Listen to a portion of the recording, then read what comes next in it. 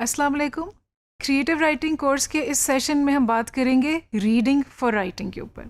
जब आपने लिखना है, क्रिएटिव राइटिंग करनी है, उसके बहुत सारे इनपुट्स आते हैं। उसमें आप ऑब्जर्व करते हैं, रिसर्च करते हैं, आपके जहन में बहुत सी इंफॉर्मेशन होती है and then it takes some form and it takes the shape of the article और द स्टोरी और the novel that you writing और द पोएम।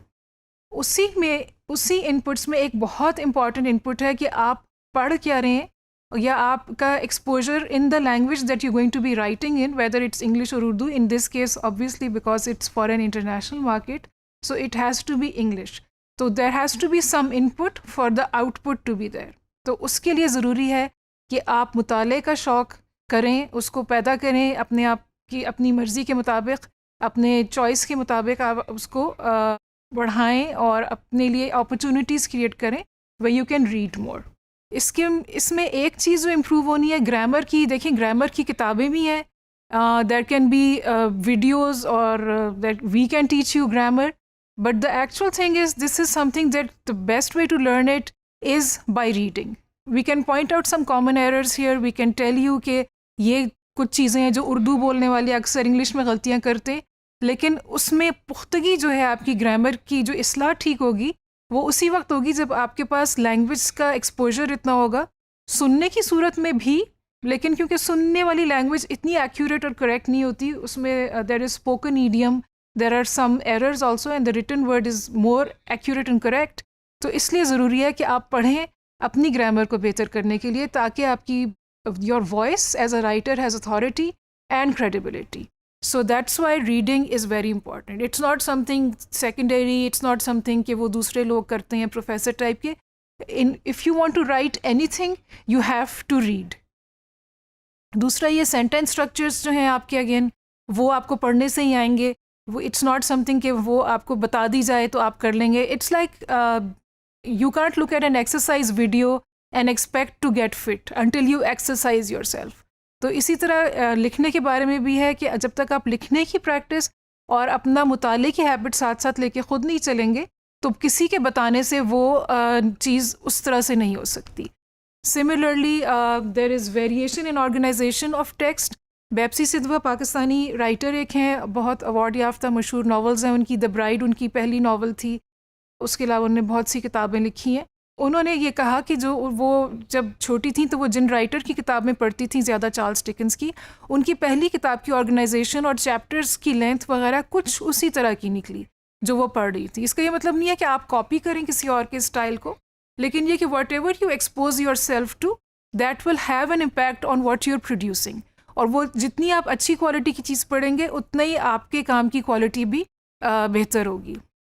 उसके अलावा वोकैबलरी, अल्फाज का ज़ख़ीरा. अब हो सकता है आपने हिस्ट्री के बारे में कोई आर्टिकल लिखना हो और आप उसमें इंटरनेट से जाके देख लें कि इससे मुतालिक वोकैबलरी क्या हो सकती है, या आपने आर्किटेक्चर के ऊपर लिखना हो तो आप देख लें कि अच्छा उसमें आर्चेज़ होते हैं और दूसरी चीज़ें हैं, नीश है, ये सारी वोकैबलरी है. But there are some words, उनके you learn how to use them if you have seen them in a sentence. Words और उनकी मीनिंग्स देखने से आपको सही आइडिया कई दफ़ा नहीं हो सकता.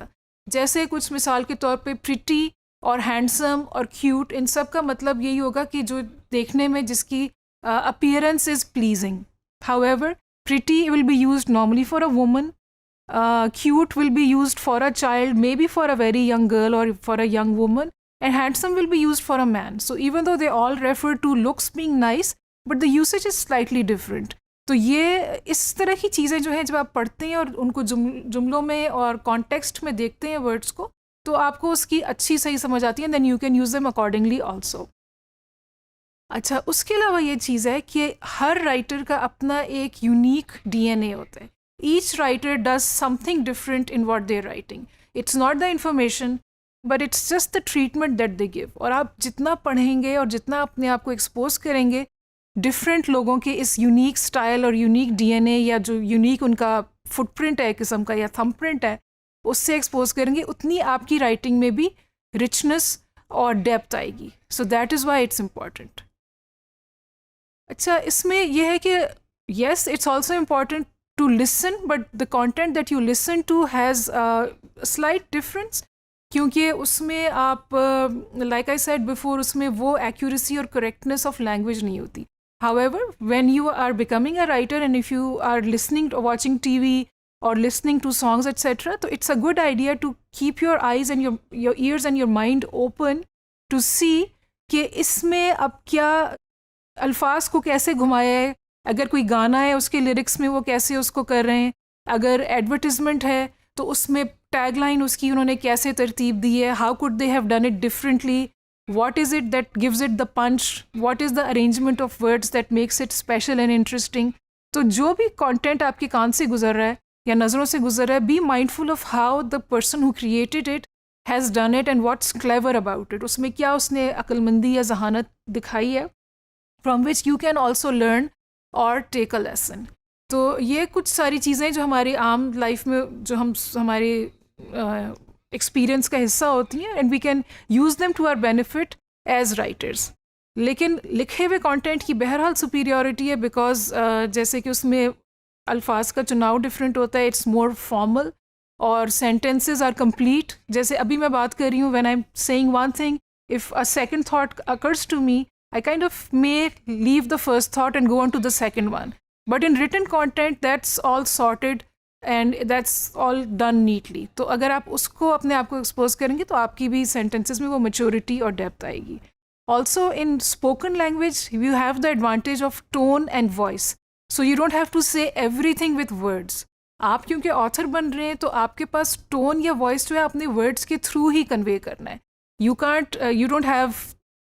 can't use your actual physical voice. तो इसलिए वो आपको यही देखना होगा कि लिखने वाले कैसे ये शो करते हैं कि अब ये कैरेक्टर उदास है. So if I say it's a cloudy day, then that would mean it's a positive word and I can mean कि the weather is nice and maybe children are going to go out and play in the park. However, if I say the day was overcast, तो इसका भी यही मतलब है कि बादल ही आए हुए, but it makes it look like a grey, dull, maybe slightly depressing day. So that's how words can be used to create a voice and an atmosphere. जो कि बोलने में आपके पास उसका एक और भी ऑप्शन है कि आप अपनी आवाज़ के थ्रू आप एक इम्प्रेशन क्रिएट कर सकते हैं. इसके साथ ही कंटेंट ऑर्गेनाइजेशन, जैसे मैंने बेप्सी सितवा की एग्जांपल दी कि वो भी ये है कि आप जब पढ़ेंगे और देखेंगे कि दूसरे लोग कैसे कंटेंट ऑर्गेनाइज कर रहे हैं, रीडर्स डाइजेस्ट कैसे कर रहा है, हार्वर्ड बिजनेस रिव्यू कैसे कर रहा है, टाइम मैगजीन कैसे कर रहा है, कोई एक्सप्रेस ट्रिब्यून का ब्लॉग कैसे कर रहा है, and then you can get ideas and you can say okay I like this one thing इस पब्लिकेशन की और इस दूसरी पब्लिकेशन की मुझे ये चीज़ पसंद है, and then you can add to it and create your own style. जब आप कंटेंट सेलेक्ट करें तो उसकी लैंग्वेज के लिए अगर आप कर रहे हैं तो the language has to be correct. अक्सर जो हैं हमारे ब्लॉग राइटर्स, कोई ब्लॉगर्स बहुत टॉप के हैं, they have very popular blogs technology वगैरह की, but the language is not correct. So you can go to those blogs if you are looking for information on technology, लेकिन उसमें अगर आप पढ़ेंगे तो वो आपको लैंग्वेज में उस तरह से हेल्प नहीं मिलेगी. But choose topics that interest you. अगर आपको मिस्ट्री इंटरेस्ट करती है या कोई आपकी हॉबीज़ हैं, gardening, environmental conservation, politics, sports, जो भी चीज़ आपको इंटरेस्ट करती है, लेकिन अच्छी रिलायबल सोर्सेज, अच्छे जो चैनल्स हैं जिसमें आपको पता है कि इंग्लिश अच्छी होगी, उसी को सुने या देखें, पढ़ें उनके articles, so that it's helpful for you.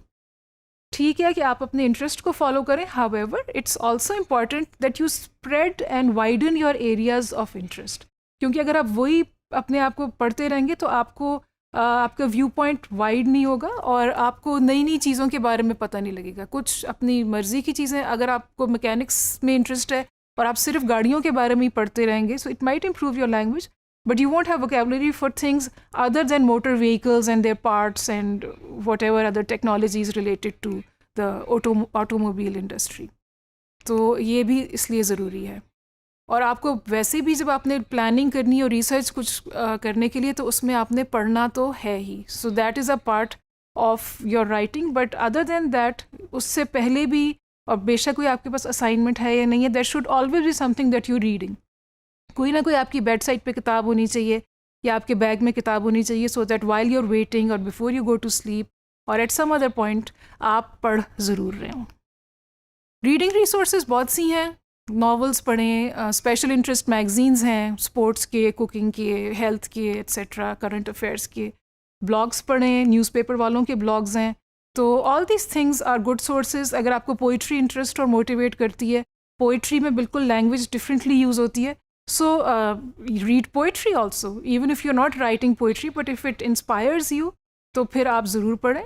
और उसके अलावा एक अच्छी खबर ये है उर्दू बोलने वालों के लिए कि मैंने कुछ when I have shown my work what I write to people from other cultures, specially west में, जैसे यूएस में, they are very impressed by the idiom.